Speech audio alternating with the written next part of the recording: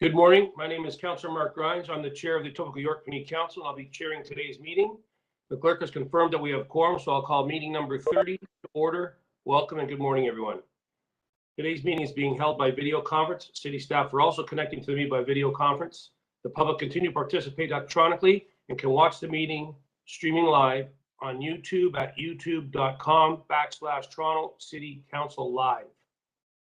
These measures are necessary to comply with public health guidelines and prevent the spread of COVID-19. I ask everyone for their patience with any delays and technical issues. The clerk staff have connected all registered speakers to the meeting by audio. The list of speakers will be viewed online by visiting the Etobicoke York Community Council's page at toronto.ca/council and clicking the speakers box for today's meeting. Clerk's IT staff will be able to assist members with their devices. As part of each agenda, I'll ask members to raise their hand or unmute their mic if they wish to question staff or speak. I will then create a speakers list and we'll call members when it's their turn to speak. When voting on an item or motion, I ask that members ensure they turn on their video and to raise their hand and indicate their vote. Members, I want to remind you that you still must submit and approve your motions by email. Staff are available at etcc@toronto.ca to help with your motions. Although we're meeting in different locations, meeting remotely today, the committee would like to acknowledge that the land we are meeting on is the traditional territory of many nations, including the Mississaugas of the Credit, the Anishinaabe, the Chippewa, the Haudenosaunee, and the Wendat peoples. It is now home to many diverse First Nations, Inuit, and Métis peoples. We also acknowledge that Toronto is covered by Treaty 13 with the Mississaugas of the Credit. Are there any declarations of interest under the Municipal Conflict of Interest Act? Councillor Holiday. Thank you, Mr. Chair. I do wish to declare an interest on item EY 30.18, designation of fire routes and amendment to Chapter 880 fire routes, 1668 Islington Avenue and 2-106 Ramage Lane. The nature of my interest is that a family member, my father, is a member of the club located at 1668 Islington. And I do ask that when this item comes for a vote, that I be allowed not to vote on 1668, and I would be pleased to move the motion if possible for 106 Ramage Lane. Thank you. Yeah, we'll split that up for you, Deputy Mayor Halding. Any other declarations of interest? Okay, seeing none. We have a motion to confirm the minutes from our meeting on January 5th, 2022. Moved by Councillor Nunziata. All in favor? Opposed? Carried. Thank you. Now we go through the items. Bear with me.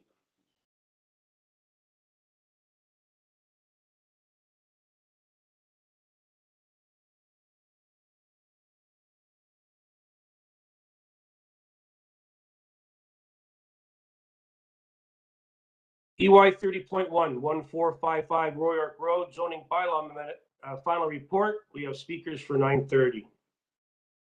EY 30.2, 340 Mill Road, zoning bylaw amendment application, final report. Speakers at 9:45.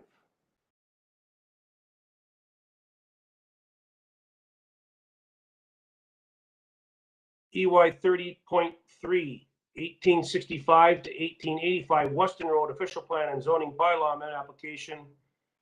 Councillor Nunziata. Yes, I'll move the staff recommendation. Councillor Nunziata is moving the staff recs. All in favor? Opposed? Carried. 30.4, 20 Broadoaks Drive and 11 Catford Road, official plan and zoning bylaw amendment application. Preliminary report. Councillor Peruzza, good morning. Good morning. I'm happy to move the recommendation to schedule a preliminary consultation with local residents, planning, and myself. Okay, Councillor Peruzza is moving the staff recommendations. All in favor? Opposed, if any? That is carried. 30.5, 351 to 365 Royark Road, zoning bylaw amendment application. Preliminary report. Councillor Ford, can you move the staff recommendations on my behalf, please? So moved, Mr. Chair. Councillor Ford moves the staff recommendations. All in favor? Opposed? Carried. 30.6, 5230 Dundas Street West and 3825 Bloor Street West, official plan amendment and zoning amendment application. Preliminary report. Councillor Ford, I'll give this to you, but before I just want to let you know I've expanded the notification area on that. So Councillor Ford, you move those staff recs. So moved. Councillor Ford moves the staff recommendations. All in favor? Opposed, if any? Carried. 30.7, 5238 Dundas Street West and 28 Jopling Avenue South, official plan and zoning bylaw amendment application, preliminary report. Councillor Ford, can you move the staff recommendations? So moved, Mr. Chair. Councillor Ford moves the staff recs. All in favor? Opposed? Carried. 30.8, 580 the East Mall zoning bylaw amendment application, preliminary report. Deputy Mayor Holliday. Thank you, Mr. Chair. Madam Clerk, if I may have my motion on the screen.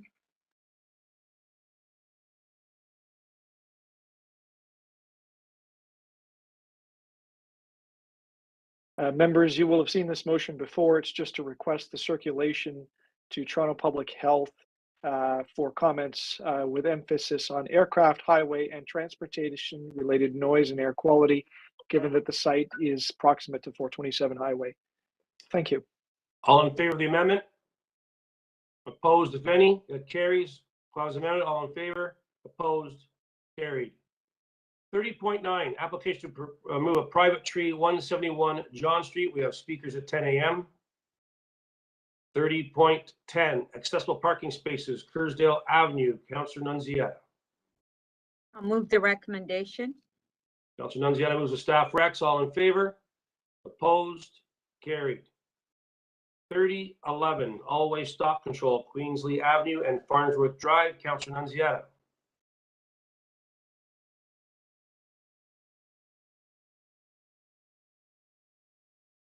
Councillor Nunziata, you're muted.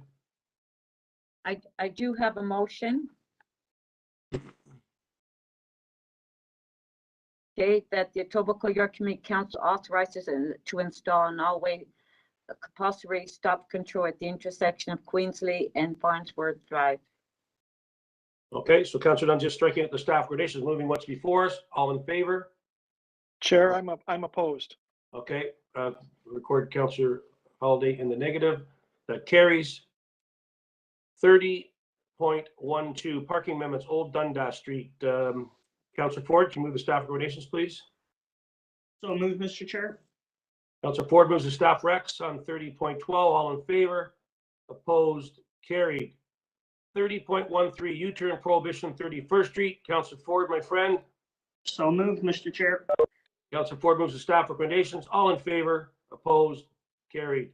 30.14, encroachment appeal, 56 Lambeth Road. Deputy Mayor Holliday. Thank you, Mr. Chair. I'll move the staff recommendations from the report. Deputy Mayor Holliday moves the staff recommendations. All in favor? Opposed? Carried.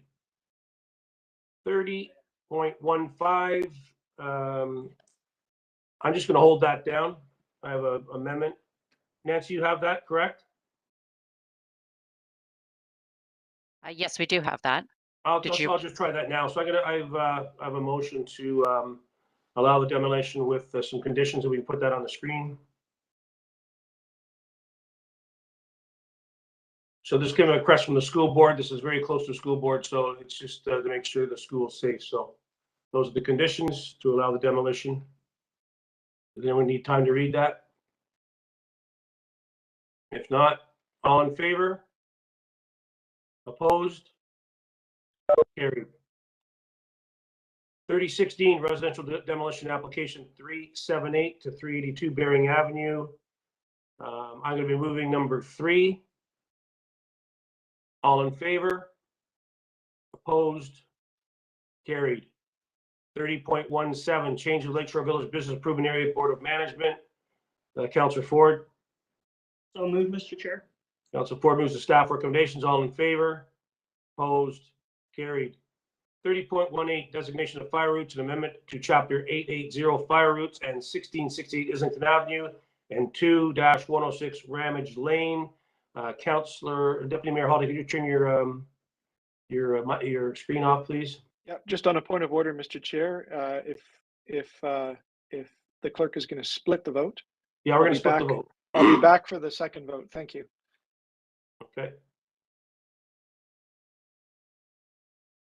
So we'll just put that first motion on the screen then Okay. for a recorded vote.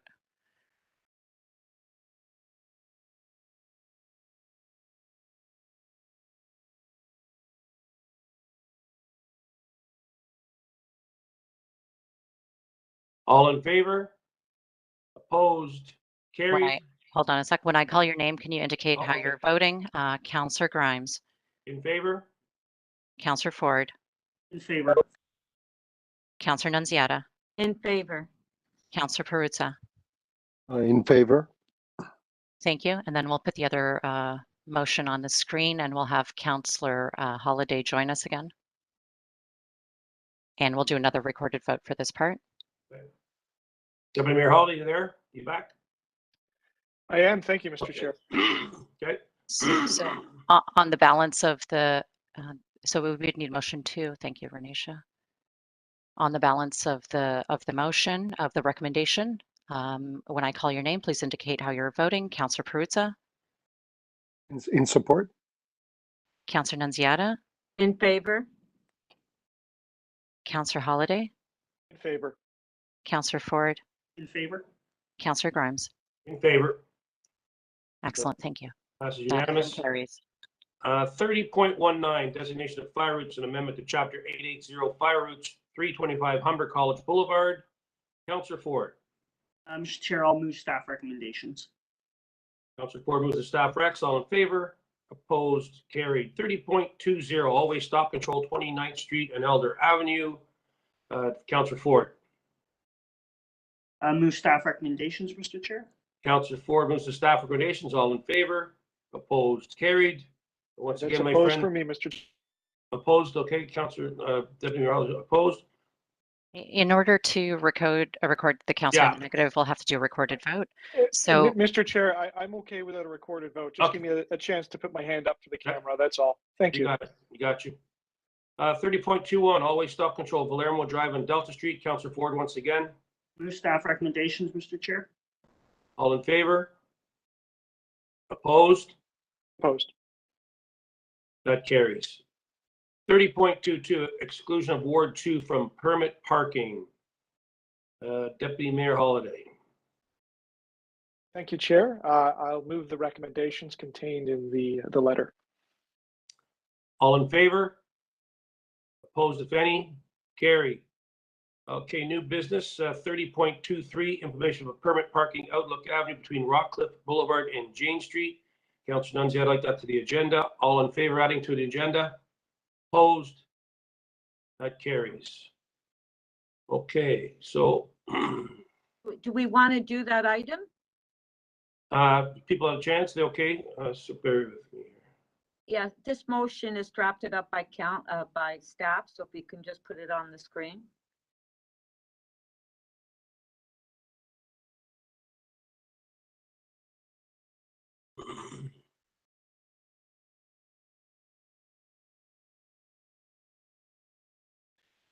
Okay, everybody okay with that? All in favor?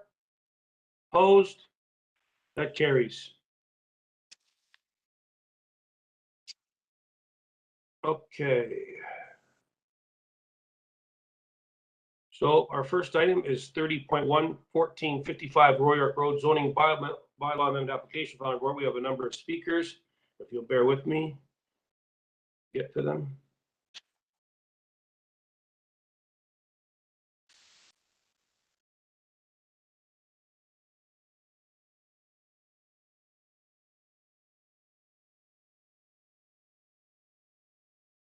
Okay, our first speaker, Clyde McGraw. Is Mr. McGraw on the line? Yes, good morning, members of Community Council. Can everyone hear me okay? Yeah, we can hear you fine. Good morning, sir, and welcome. You have 5 minutes to speak to us. Thank you. Thank you very much. Well, good morning, everyone. My name is Clyde McGraw, and I'm the Senior Director of Real Estate for Sunrise Senior Living. We are one of the largest providers of senior housing in North America, with more than 270 communities serving over 20,000 seniors and their families. We have constructed nearly all of our buildings ourselves to our exact standards, and we operate them for the long term. In fact, we see ourselves as long-term members of the communities that we serve. Sunrise Senior Living was founded 40 years ago, and we have been in the Greater Toronto market for more than 20 years now. We currently operate 8 communities in the GTA, with another 3 new communities, including this one in Etobicoke, in different stages of development. Our communities operate as premium product, private pay, assisted living, and memory care, and our bespoke design is carefully crafted from the beginning and then built and operated by Sunrise Senior Living for the long term. For Etobicoke, our goal is to complete site plan approval, pursue a building permit, and start construction by the end of this year. As part of our approvals, a detailed construction management plan will be required by the city. Our Etobicoke community will be built from concrete or steel to achieve proper life safety standards and not from wood construction. While COVID presented innumerable challenges to everyone, including the senior housing industry, Sunrise was able to quickly learn and adapt how our communities are managed and operated to ensure adequate testing, screening, and treatment to help control the spread of COVID within our communities. We understand there are concerns with having our driveway entrance on Chapman Road rather than Royal York. And while this meets city policy and has been extensively reviewed with city planning and transportation staff, we also feel that it offers the best solution for the neighborhood by allowing the building to be set back from Chapman Road. In addition, regarding overall traffic concerns, assisted living is a very low traffic generator as our residents do not drive. The previous gas station use would typically see 40 to 55 cars an hour at peak times, compared to just 10 to 20 cars an hour at peak times for assisted living. Finally, we understand there are concerns with basement flooding in the area, and we have worked diligently with city staff to agree to a solution to reline several sewer lines in the area at Sunrise expense to assist with addressing the problem in line with the city requirements.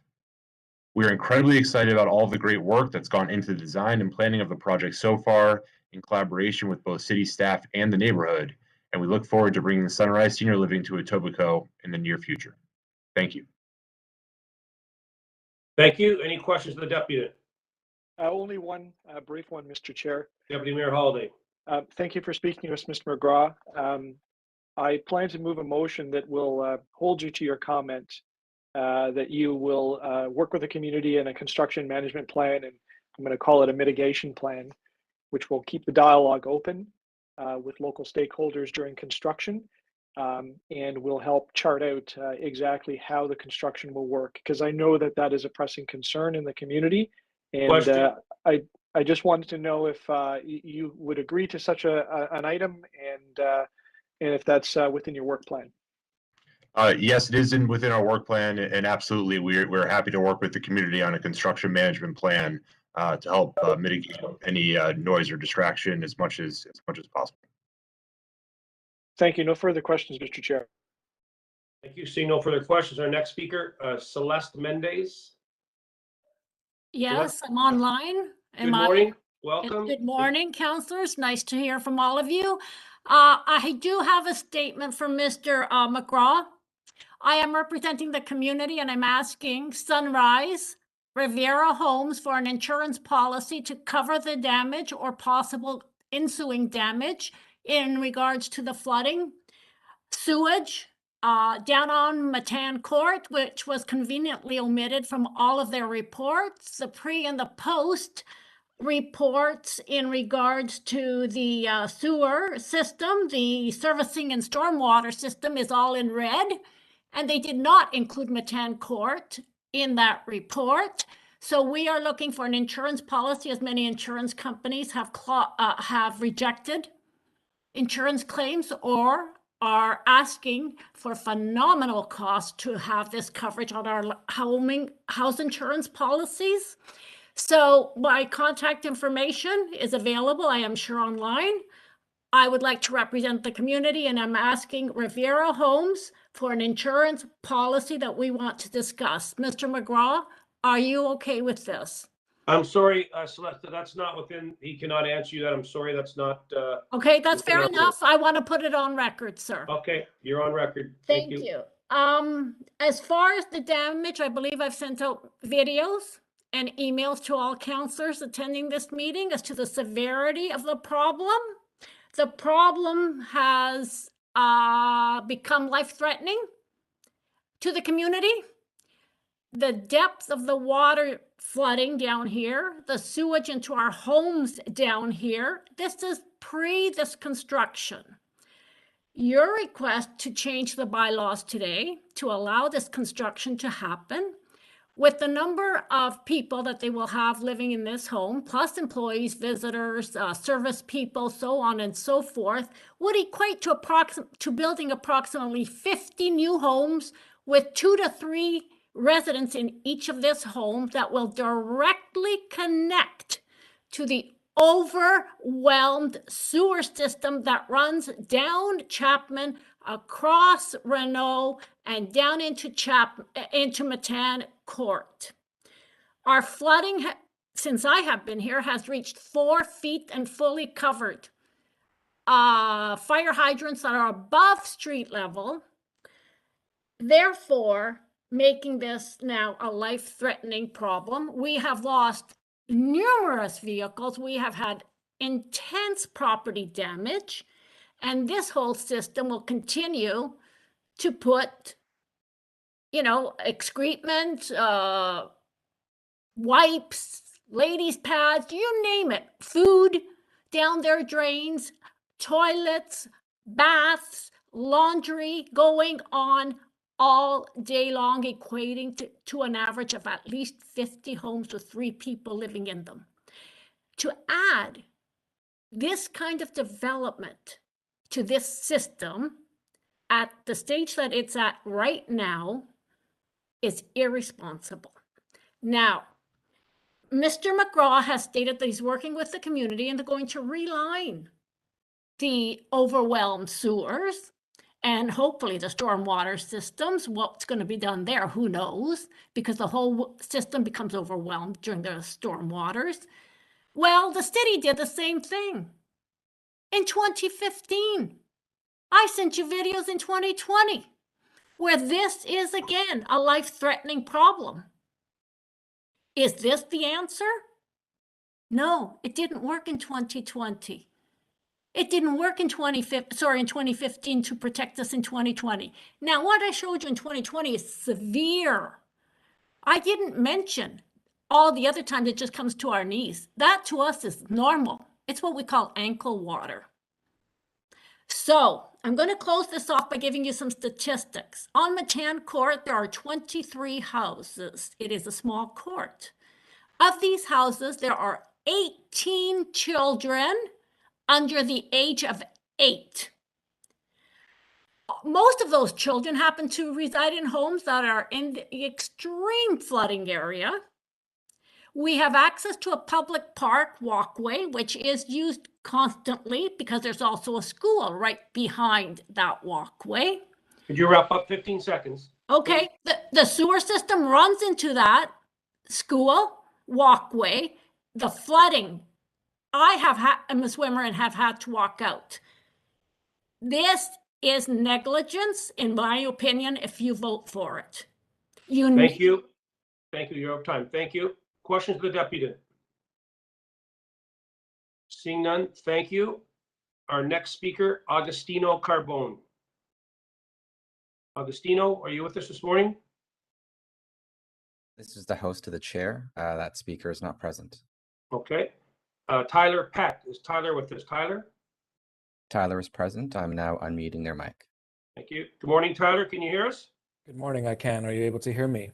We can hear you. Yep, very clear. So welcome. Good morning, sir. And you have 5 minutes to speak to us. Thank you, Mr. Chair, and thank you to Community Council. My name is Tyler Peck. I am from W&D Associates. We're the planner and applicant for this file. I provided the clerks with a short presentation package, which council members may have in front of them.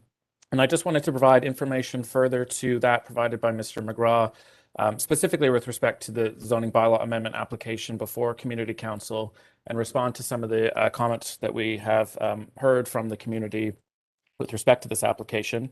I think at the outset, I'd like to first thank City Planning, Engineering and Transportation Services staff for working with us over the last couple of years in a collaborative and iterative process to refine this proposal. We agree with the staff recommendations in the final report. Note that it's our understanding that the discussions, through discussions with Transportation Services, that the matters regarding the pavement marking and signage plan in Condition 4 have been resolved as well. Just as some background information, the site, as members are likely aware, is a former service station on the east side of Royal York Road, north of Eglinton Avenue West. From a planning perspective, the context map on slide 2 of the presentation shows the appropriateness of this location for the proposed use and building. The proposal within this neighborhood will allow the community to age in place, provide amenities for residents, their families and employees, which includes local commercial building, bank, and the Royal York Medical Center in close proximity. The block also includes another 4-story seniors residence and assisted living building. From an official plan perspective, the lands are designated neighborhoods. The assisted living and memory care use, as well as the 4-story height, are both permitted in the official plan for neighborhoods. This proposal implements the plan, addresses the city's design and technical requirements, which I'll address in a moment, as well as provincial and city policies for efficient use of infrastructure, and more importantly, the promotion of development, which improves quality of life and health for people of all ages, and the promotion of a range of housing options for complete communities for people of all stages of life. The proposal itself is for a 4-story building with assisted living and memory care community for seniors with 94 rooms, generous amenity space, both indoor and outdoor, to support residents and their families, including outdoor terraces and extensive landscaping to improve the streetscape on Royal York Road, Chapman Road, and Renault Crescent. With respect to the feedback that has been heard by the community, as well as the extensive discussions with city planning staff, the site's driveway access has been designed with detailed work with city staff. It includes actually closing 3 curb cuts, 2 on Royal York Road and 1 on Renault, and utilizing the existing 2 curb cuts on Chapman Road, both reduced driveways to 6 meters in width and meeting the city's policies to limit traffic infiltration into the neighborhood. The driveway area has been designed to balance tree preservation, minimize paved areas, and provide space for all vehicle movements to be accommodated on site, including the pickup and drop off of seniors, fire routes, visitor employing parking access, as well as the loading and storage of garbage and for deliveries. With respect to the basement flooding issue, we certainly recognize this issue in the local neighborhood, and our team of consultants has worked closely with city ECS staff over many months on the agreed solution that Sunrise will be contributing to the relining of sewers in the neighborhood in advance of the city's full capital works program. Just some points of clarification with respect to the previous speaker. Toronto Water's mandate to us for this development was to maintain the existing sanitary sewer downstream condition. The analysis identified and agreed to with ECS has identified this mitigation, the relining of the sewer sections, will maintain the condition of the existing downstream, and in fact, based on modeling results, the interim mitigation will improve, and this is in advance of the city's full solution to implement the EA recommendations and for that work to be done within their capital works program schedule. With that, I'd just like to thank city staff for their hard work with us. One additional point on that is that the Matane Court sections were reviewed in the FSR. The sections referred to by the previous speaker actually met the criteria for the review and the analysis, and therefore weren't included, and we did provide additional information on this to ECS staff as well. Just want to close by thanking city staff for their hard work, reiterate our support for the staff recommendations, and make myself available for questions. Thank you, Mr. Peck. Questions? I had one, Mr. Chair. Deputy Mayor Holliday, floor is yours. Thank you. Thank you for speaking to us, Mr. Peck. I know that it didn't come up in the conversation today, but it has been thoroughly brought up by the residents within the neighborhood, is just the idea about putting an entrance directly on Royal York. The in and out of the cars would be on Royal York as opposed to Chapman Road. Could you tell us what the building might look like if I was to ask you to do that? Would you have to flip the site around, or how do you think it would shape out? Indeed, I mean, the design of the site was deliberate with respect to both city policy that seeks to have driveway access for buildings off of local roads and not off of major arterial roads, in a situation where, and this also allowed the built form to be pushed back, a generous setback from Chapman Road, which has residential houses neighboring it to the north. It also allows the building to be pushed towards Royal York Road in terms of massing, allows for the breaking up of the massing in the rear of the site, the U-shaped building, which also benefits shadowing along Renault Crescent. Should a driveway area for hypothetically be located along Royal York Road, that would push the massing of the building further towards the neighborhood, which wasn't the determined to be the desired design solution on this site. And the location of the building as it stands right now, with a strong built form along Royal York with an appropriate setback along that frontage, as discussed with city planning staff. The current design of the building also allows to meet policies with respect to setbacks and also transition to neighborhoods.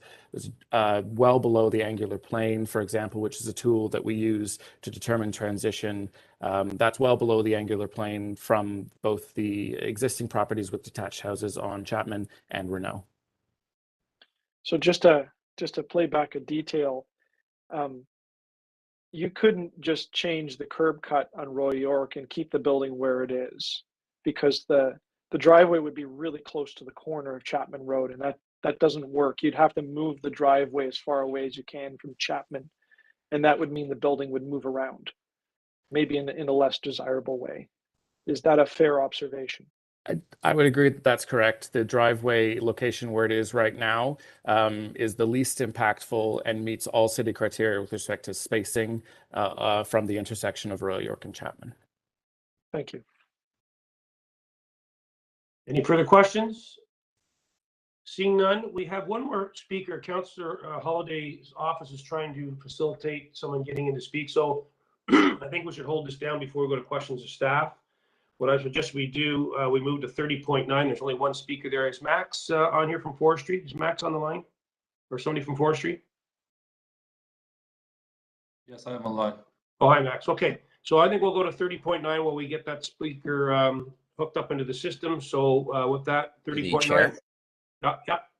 This is the host. I believe the speaker you were waiting on has joined the session. Okay. Would you like me to unmute them? Yes, if you have the name, I'll get them to state their name. Yeah, if you just unmute, that'd be great. The speaker, I believe, is Agostino Carbone. Okay. I'm going to unmute them now.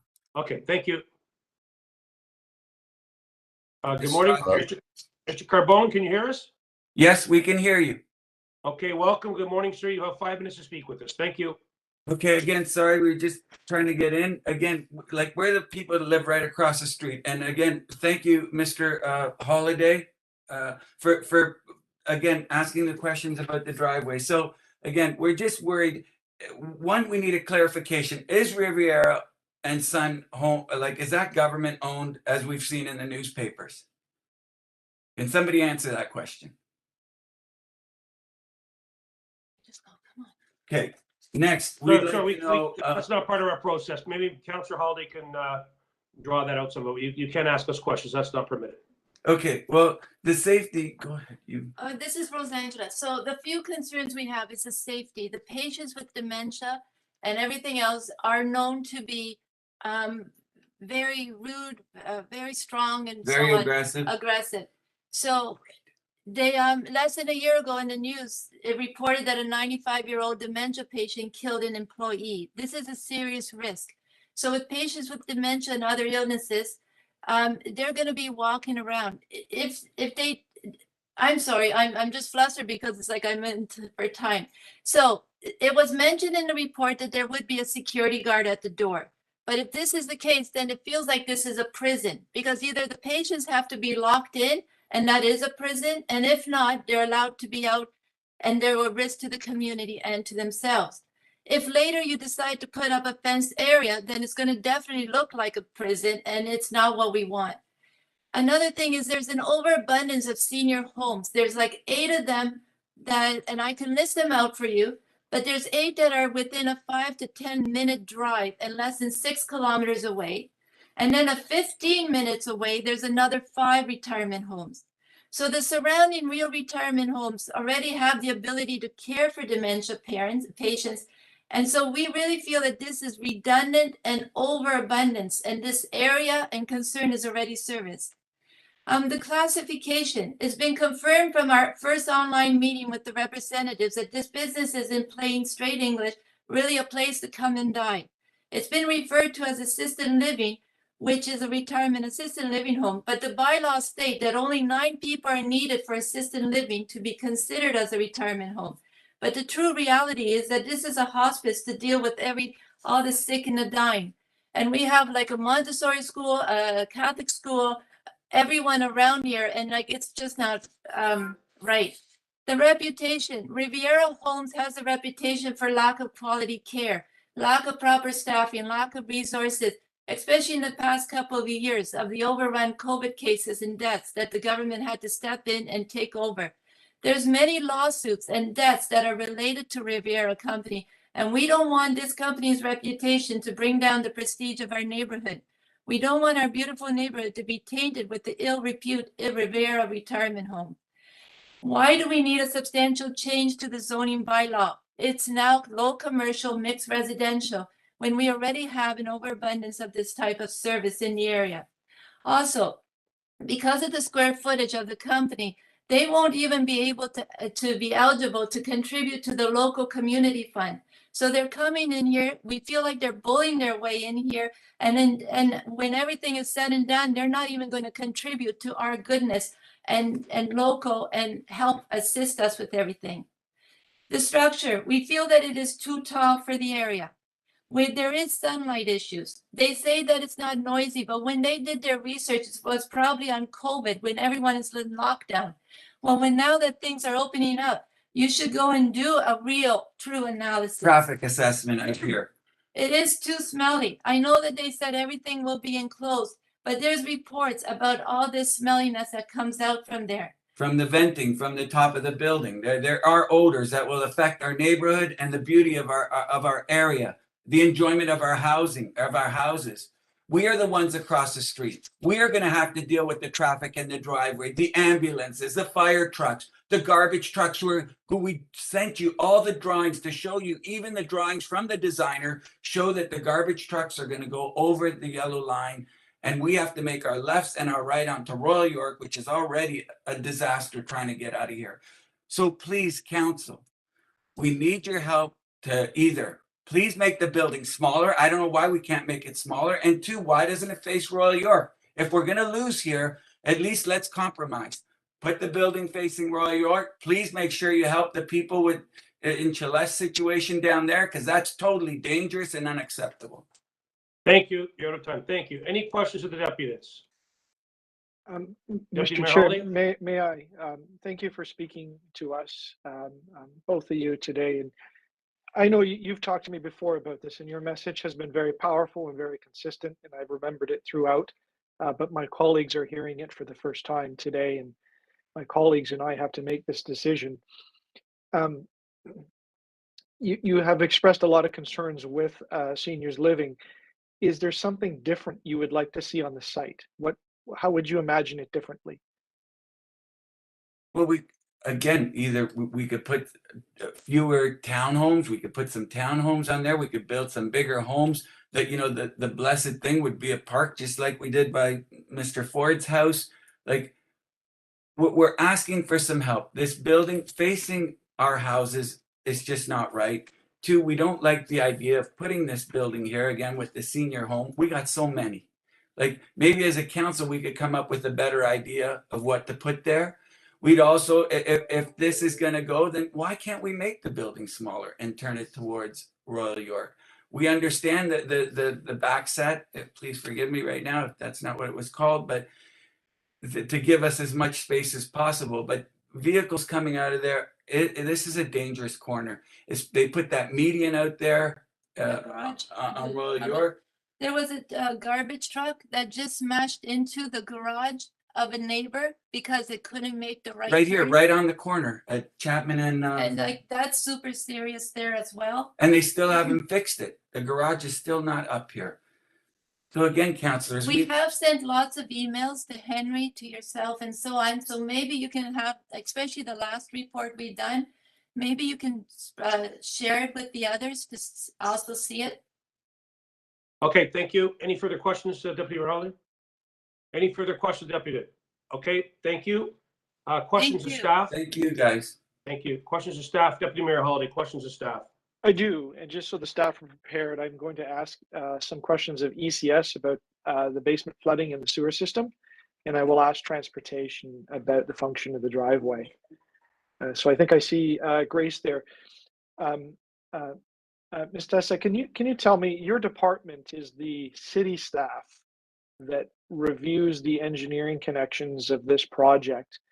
Could you tell Community Council a little bit about the principles and the process that you use to determine the connection that this building is going to make, what it's going to do to the system, and then maybe a little bit about the basement flooding protection plans that are in line for Chapman Road and the whole sewer system, right down through Matan Court, right down into the sewer system, because it is a big deal, and we have to acknowledge, the pictures and things that people sent in.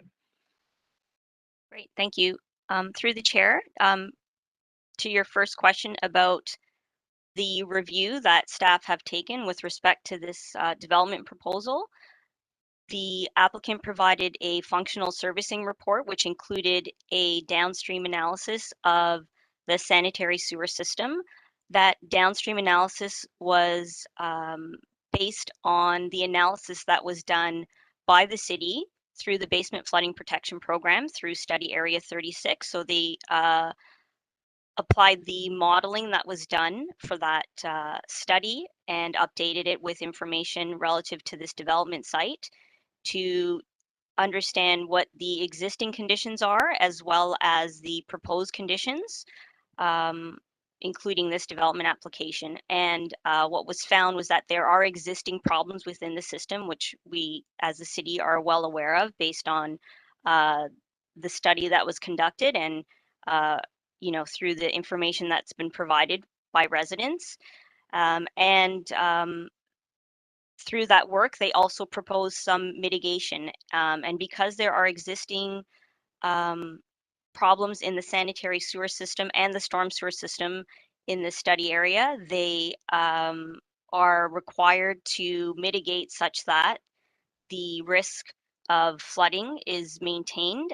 So that's something that one of the previous speakers mentioned, is that the city's requirement is to ensure that there's no additional impacts from this development. So through that, we have the mitigation of lining 3 sections of sewer along Renault and Matane. And this is being deemed an interim solution. It's going to be paid for by the developer. The works are secured through, will be secured through the site plan process, but right now we're looking at having the city actually do the works and the developer pay for it. And then to your question of basement flooding within this area, it is a significant issue, and the city does have significant plans that are going to be, they're currently in the design stage. They're with a targeted construction of 2023. And as I mentioned, there's both storm sewer and sanitary sewer issues within this area. In terms of stormwater management from this development, they're required to control all the flows from the site to pre-development levels. So they're maintaining, addressing stormwater management with this proposal, and will be actually releasing storm flows as per pre-existing conditions. So the works that are being proposed through the basement flooding, because they include both storm and sanitary, those works would be done at the same time. So we have an interim measure just to address the change in flows from the sanitary discharge that the developer is going to implement. Okay, could I just maybe summarize in the simplest manner? You oversee this with respect to the eyes of the city and the interests of the public. You're ECS, you're not the developer, and you've held them to a high degree of scrutiny, and that provided that they do all of the things that they have laid out that they're going to do, you're prepared to sign off on this, or you're prepared to accept this proposal. It's satisfactory to you, and you're giving us your independent view of that. Correct. Okay, thank you. If I may, Mr. Chair, I'd just like to ask Mr. Nicolucci, if he's available, some questions about, or just really one question, because that's all the time I've got. Mr. Nicolucci, could you talk to us a little bit about the proposal to have the driveways face Chapman Road? And just, basically, why is that? Why has the city asked the developer to do it that way? And are you satisfied that it's going to function safely, practically. There's space for the cars. People are really worried about that. Can you offer us some reassurances that you've looked at this independently as well as a member of city staff? Through the chair, Councillor, thank you for the question. So this project was subject to the submission of a traffic impact study, which was prepared by the applicant's retained consultant. We essentially did a peer review of that study to ensure that all city interests in terms of transportation matters were satisfied. And to answer your second part of the question, the operation of the site access driveways and their location is acceptable from our end for a number of reasons. First and foremost, there are the policy reasons. Royal York is classified as a major arterial roadway, and there are city policies that speak to minimizing the impacts along major arterial roadways as a result of development activity in cases where other access opportunities exist. In this case, it's Chapman Road as another access opportunity. So there are the policy reasons, and then there's the what I would call more the technical reason. Let's not forget that Royal York Road, there are bike lanes on Royal York Road, and having access driveways on Royal York just basically creates additional conflict points that are not really necessary. As far as we're concerned, the site will function properly, and the access driveways will function properly with their intended location. Thank you, Mr. Chair. Thank you. Any further questions? Councillor Nunziata. Just one question. The proposal is for assisted living. Now, there's a difference between assisted living and a nursing home, correct?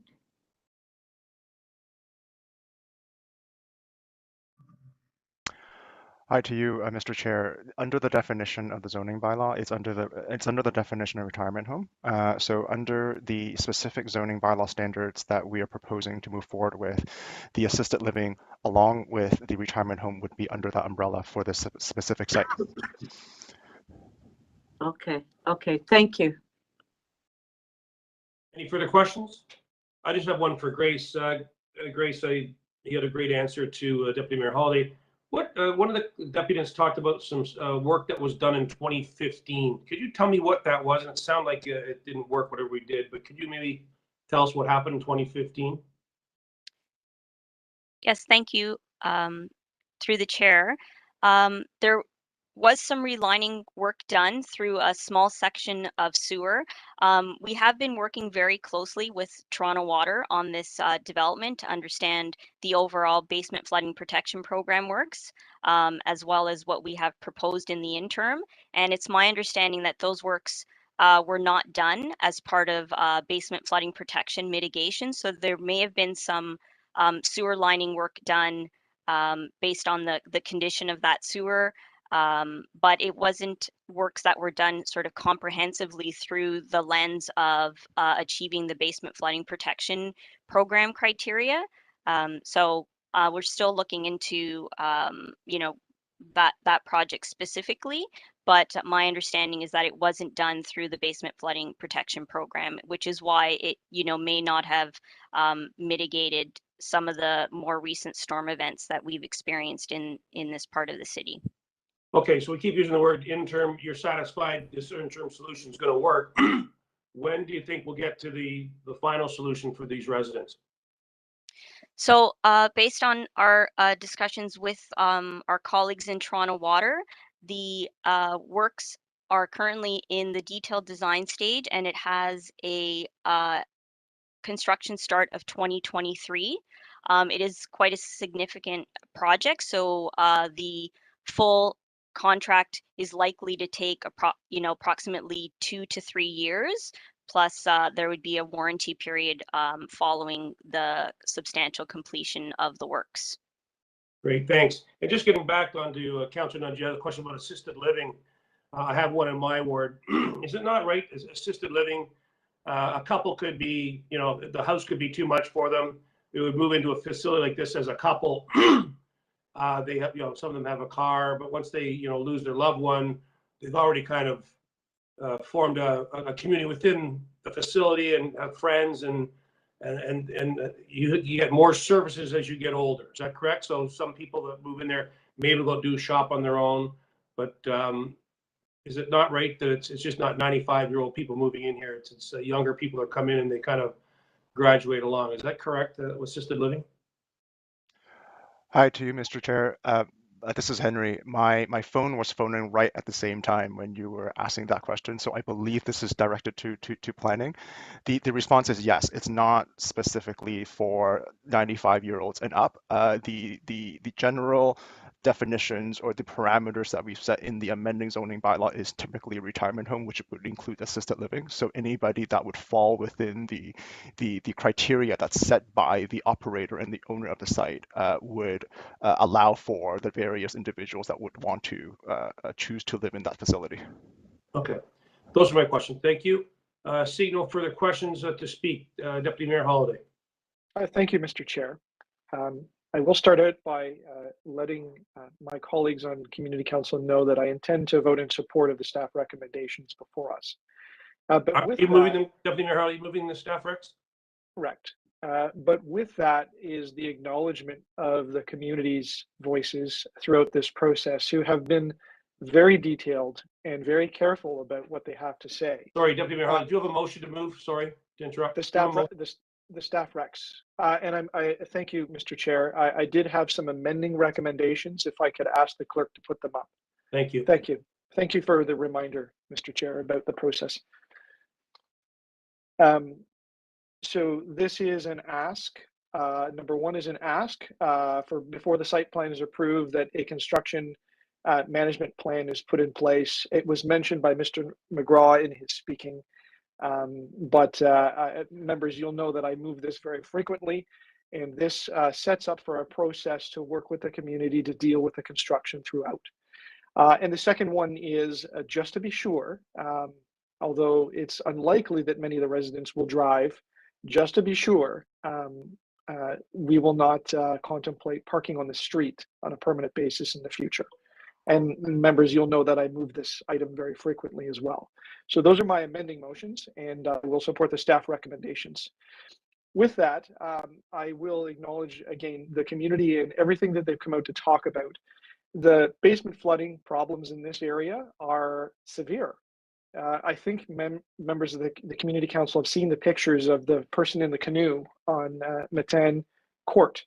And that's at the bottom of Chapman Road, at the bottom of the sewer run, where it connects into the Humber sewer. And that's the worst point. And where this development is proposed is right at the top end of the sewer shed.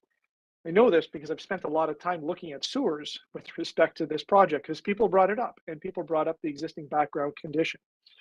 But in working with staff and trying to understand what this developer is obligated to do and what the city can ask for them to do in a defensible manner, is that they can't make things worse than what it is right now.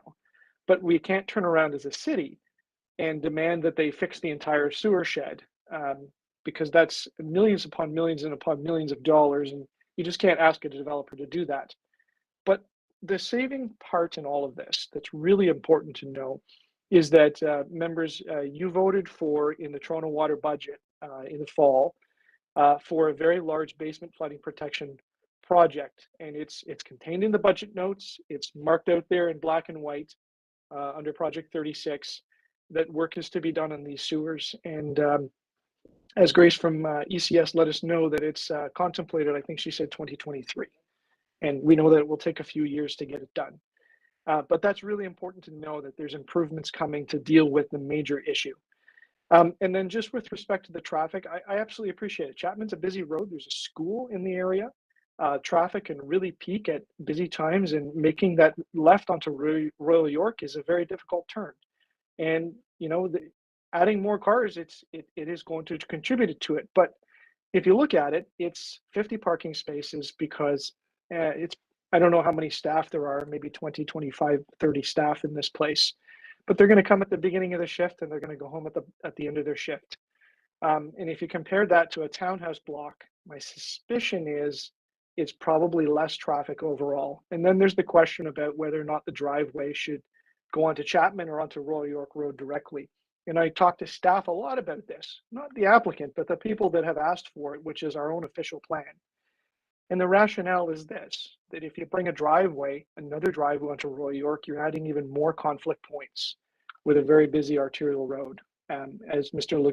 Nicolucci talked about.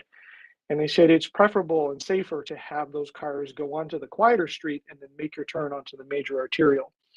And then I challenged them a lot about whether this would work. And they felt with confidence that the engineering and the numbers behind it demonstrated that it is going to work. And so I've taken their advice on that. But I will acknowledge everyone has concerns about this. And a lot of eyes have looked at this to try to improve it as best as they can. And just in terms of seniors living within the community, you're right, there are a number of places for like this in the area, and there's always demand. And what I really hope to see is people from the neighborhood that choose to stay in Etobicoke Center and choose to stay in a place like this instead of moving away to Mississauga or Vaughan or another part of the city. So I'll thank everybody involved, and thank you, my colleagues, and of course, thank to the people that spoke to us today. Thank you, Deputy Mayor Aldi. Any further speakers to the item? Councillor Nunziata to speak. Yes, thank you. And I will be supporting Councillor Holliday's motion and amendment in the report. As Councillor Holliday mentioned, there is a demand for assisted living, and that's why I asked that question. There's a difference between assisted living and long-term care. When the comments that were made with seniors that have dementia, well, my father had dementia, and he was at West Park Hospital, and this was long-term care. And, they're people, they're human beings that need support. And when you hear people commenting on these poor seniors in their 90s that have dementia and that they're terrible people, it's very disturbing. But this particular facility is assisted living, and there's a difference. I believe it's similar, Councillor Holliday, I believe that's your ward as well, at Lawrence and right at Lawrence and Scarlet Heights. That's assisted living as well. And I remember when that was built, when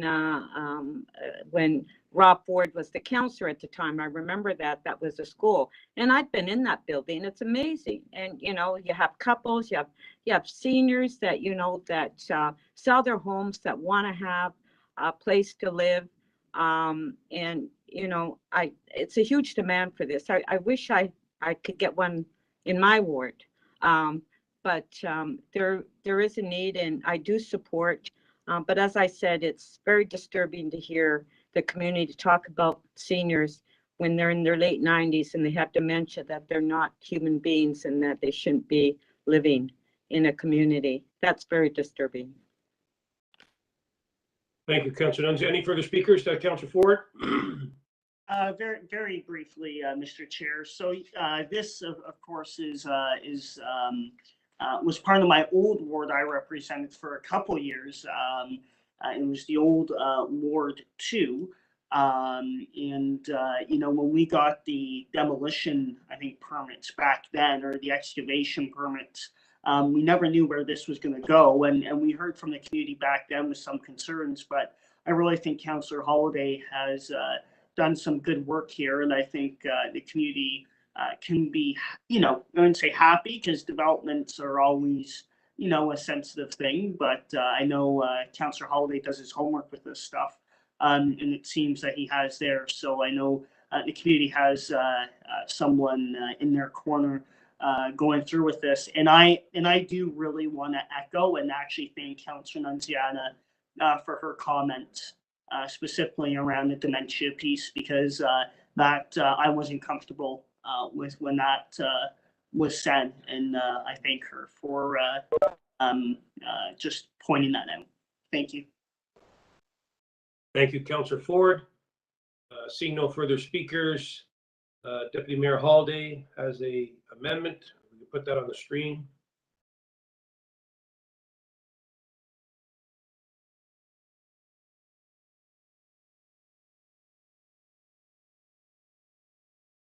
Mr. Chair, would I be able to be permitted to just speak for like 30 seconds? What would you do if I said no? Councilor Pruitt to speak for 30 No, seconds. no, that's okay. Okay. That's all right. That's All fine. right. No worries. Let's The- just move on. The motion is on the street. All in favor? Sure. Opposed? Carried? Laws amended. All in favor? I'm going to ask for a recorded vote on this, please. On the on the item as amended, when I call your name, please indicate how you're voting. Councillor Grimes, In favor? Councillor Ford, In favor. Councillor Holiday, In favor? Councillor Nunziata, In favor. Councillor Perruzza. In favor. That item carries unanimously. Thank you. Moving right along, our next item, 30.2340 Mill Road zoning bylaw amendment application final report. We have a number of speakers. Our first speaker is Jung Suk Kim.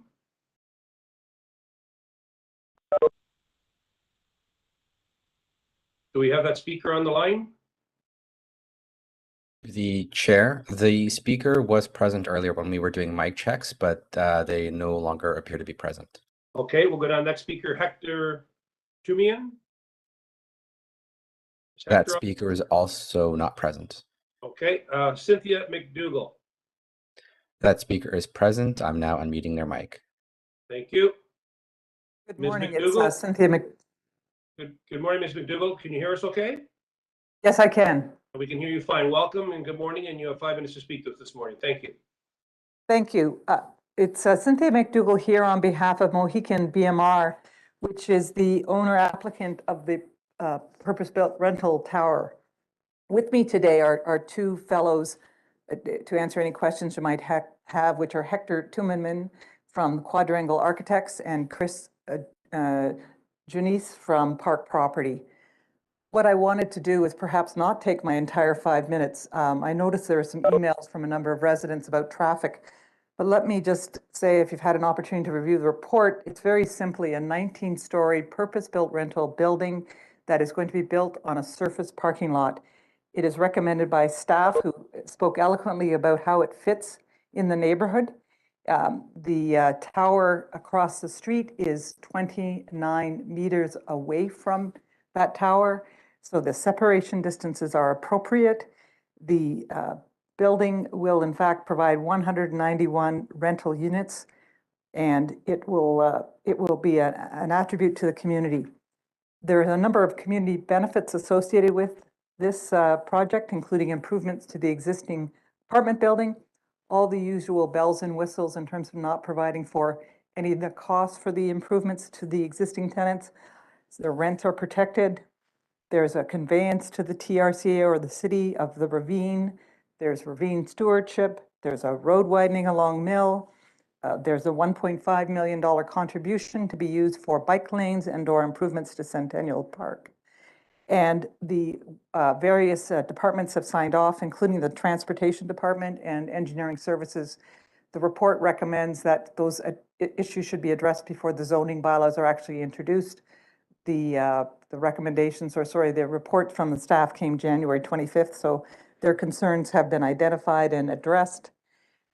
So with that, I would ask that you support the recommendations of staff, and I can also indicate that there was quite a lot of detail undertaken to satisfy staff and address any concerns with respect to transportation and traffic, because I do notice the neighbors are concerned about traffic. And one of the benefits of this project is with the road widening.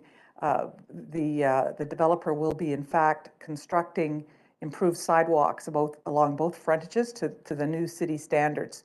So it will improve the community in the neighborhood, and I do recognize change and construction is difficult, and I appreciate the staff's work and the deputy mayor's approach to this project, and we look forward to working with staff and moving forward. Thank you, Ms. McDougall. Any questions to the deputy? Seeing none, our next speaker, Christopher Genesee. Christopher is, you want to just say, Christopher is.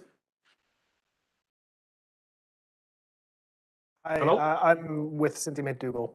Okay. Office. Okay. Seeing no further speakers, questions of staff. Deputy Mayor Holiday. If I may, is Mr. Nicolucci still available on this item? Sure he is. Otherwise, I'll ask Mr. Banks to fill in. But I wanted to ask if I could have transportation's summary for the benefit of our community council. It is true in the correspondence and throughout this project, and I'll acknowledge it, people have been really worried about the incremental traffic increase in this area. And I wondered if you could just give us a quick overview of your analysis and how you feel about what this proposal will do, and whether or not the configuration is adequate and workable and supportable from transportation's perspective. Again, through the chair, Councillor, you're making me earn my pay today. But to answer your question, again, this proposal was subject to the submission of a traffic impact study. We reviewed the traffic impact study, and I'd like to note that given the proposed development scale, the development will generate approximately 86, as a maximum, will generate 86 two-way trips during the morning or PM peak hour as a maximum. It's a little bit less in the PM peak hour, but around there. So we reviewed that traffic impact study, and given those trip rates that I just mentioned, we concluded that the traffic impacts of the proposal are acceptable. Just to give you some perspective, under future conditions with those traffic volumes on the road system, it's going to result in an incremental delay of approximately 3 seconds to the study area intersections. Given that incremental delay, we determined that the traffic impacts are acceptable, and we feel that the site traffic volumes can be accommodated on the road system in an acceptable manner. Thank you. And just from a global perspective on how the city approaches planning, people naturally, self-included, look at a development and say, that's going to cause more pressure on our roads. It's going to result in more traffic. But, with respect to our official plan and how the process works, are we entitled to refuse something because it's going to add more pressure? Or is there a different approach to that in how we look at a development and a developer and say, so you want to build, these are the terms and conditions, this is what you have to do? Again, through the chair, again, Councillor, thank you for the question. So what we generally tend to do is we look at the incremental impacts of the development itself. If the objective here is to have no impacts, then essentially what we're saying is there's going to be no development, which wouldn't necessarily be an acceptable thing in terms of a planning perspective. So what we try to do is we try to look at the incremental impacts of the development on the road system and determine whether those incremental impacts are significant or not. If they are significant, then we look to opportunities to implement road improvements as a way of mitigating those incremental impacts. Again, in this particular case, we determined that the additional delays that will result as a result of site traffic being added to the road system are relatively minor and will not cause undue operational concerns, if that's the proper term, on the road system. Thank you. No further questions, Mr. Chair. Thank you, Deputy Mayor Holliday. Any further questions of staff? Seeing none, speakers, Deputy Mayor Holliday. Thank you, Mr. Chair. I did have a couple of motions. They were both amending and additional. If I may ask the clerk to present them for us, and I'll explain them. The very first one, it's a very small nuance, but it's important. I've changed the word of the community benefit money being steered towards Centennial Park, number 1, and number 2, not bicycle lanes, but connecting cycling infrastructure. I want to be very careful not to prescribe lanes and to be generic about it. And the whole thinking is this: if you can picture the intersection of Mill Road and Burnham Thorpe, you just go beyond that and you pass the Etobicoke Creek and you go into a valley and you go into Mississauga and along Burnham Thorpe Road. Well, Mississauga has built a beautiful bicycle trail, an off-road trail all along Burnham Thorpe Road. And then it comes up to Etobicoke Creek just past this site, and then it just stops. And so if you're out for a bike ride, if you're coming from Mississauga, you're heading out that way, like you literally just dead end. And I thought, maybe we could do something a little better than allow it to dead end at our border, and we could bring it across, maybe an off-site trail, maybe not, maybe some connector into the broader cycling infrastructure. So I've left it very high level, very generic. And I've also had a dual purpose for the money as well, because we know that there's a big plan at Centennial Park to improve the park, and that money can be used for that. And the second amendment is just was just to include nearby properties and myself in the conversation about the construction mitigation plan. And finally, with no surprise, as I do with many developments, is to ask that it not be eligible for on-street parking, and that is to ensure that the developer provides enough parking spaces for the tenants of the new and the old building. So with that, members, I will be supporting the staff recommendations. I will also acknowledge a number of residents that have come forward with various concerns. Many of them contained within the details of the staff report and acknowledged there. But this most salient one, of course, is the incremental growth along Mill Road, which is an apartment neighborhood, and traffic concerns from that. And as Mr. Nicolucci has articulated, there is some growth. There has to be. But it's a 190 unit apartment building and a corresponding number of cars that connects with Mill Road and Burnhamthorpe, a very busy arterial intersection. And that has been processed through the planning process and scrutinized by staff, and they have deemed it supportable. And perhaps the last I would say is these developments were always difficult, and I understand when people come forward and are concerned about change and growth. I'm concerned too. I'm concerned with that concept of character, the character of Etobicoke Centre. And there's things in the news right now that are telling politicians and others to throw away the idea of neighborhood character and just unlock it and develop and cast that aside. And I disagree. One of the things about doing an apartment infill, and that's what this is adding an apartment building onto a place that is literally a parking lot next to another apartment building, much in the same way they did with the condominium building right next door to this about 20 years ago or 30 years ago. They're building an incremental piece, and that is how growth occurs in many suburban areas like Etobicoke Centre. Growth like this allows us to preserve the character of the overall ward with detached homes, mixed type of low-rise developments, and then of course towers organized among other towers. And the art, of course, is making sure that what they're putting in there is not too big and works well with the systems, and that there's a benefit for everybody within this. And I think the report speaks to that.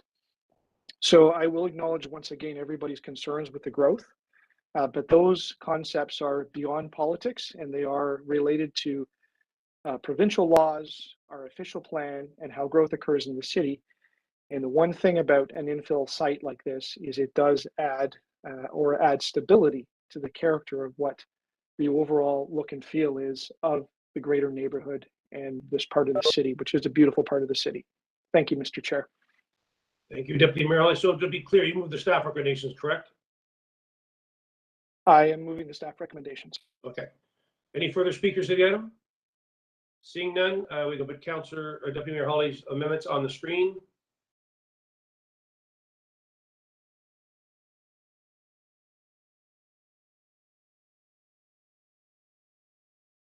All in favor? Opposed? Carried? And there's the second one. All in favor? Opposed? Carried? Clause is amended. All in favor? Opposed? Carried. Okay, moving on to our last item, 30.9, application to remove a private tree, 171 John Street. We have one speaker listed, Andy Kaspasky. Andy, are you on the line? Understand he might not be on the line. Kaspasky, Andy. The chair. Yeah. To the chair, that is correct. Andy's not on the line. Okay, and we have no further speakers. Questions of staff?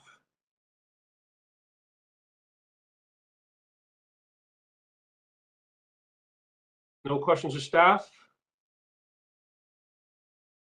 I'm sorry, this is Councillor Nunziata. Nunziata. Sorry, Councillor Nunziata. Councillor Nunziata, speak. Yeah, just speak briefly. So the deputant made a deputation at the last community council meeting, and I did defer it because I wanted to speak to the constituent. And there is severe damage done in his backyard on the walkway in his backyard with the tree roots. And so and that's probably why he's not here today. But so I'm going to move that we remove the tree. Okay, any further speakers to the item?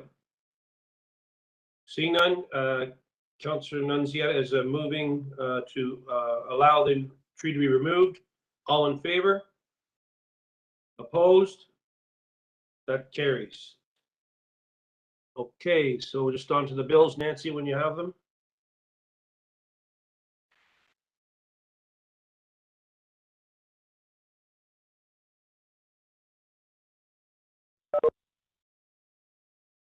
That the Etobicoke Community Council pass to declare as bylaws 133 to 139 prepared for the February 24th, 2022 meeting 30 of Community Council. All in favor?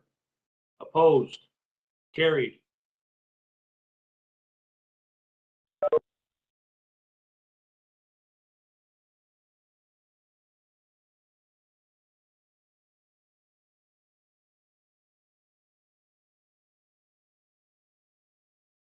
That is the second motion there, Mr. Chair. Oh, that I'm sorry, that the Etobicoke Community Council pass and declare as a bylaw the confirmatory bill to confirm the legislative proceedings at the Etobicoke Community Council acting under delegated authority at meeting 30 of February 24th, 2022. All in favor? Opposed? Carried. I guess we have to leave the motion to adjourn by Councillor Prutz because this is quiet as he's been like ever. So Councillor Prutz, a motion to adjourn. My pleasure, Mr. Chair, to move adjournment. All in favor? Everybody opposed? Thank you. Carried. Have a great day, everyone. Thank you. Thank you, Nancy.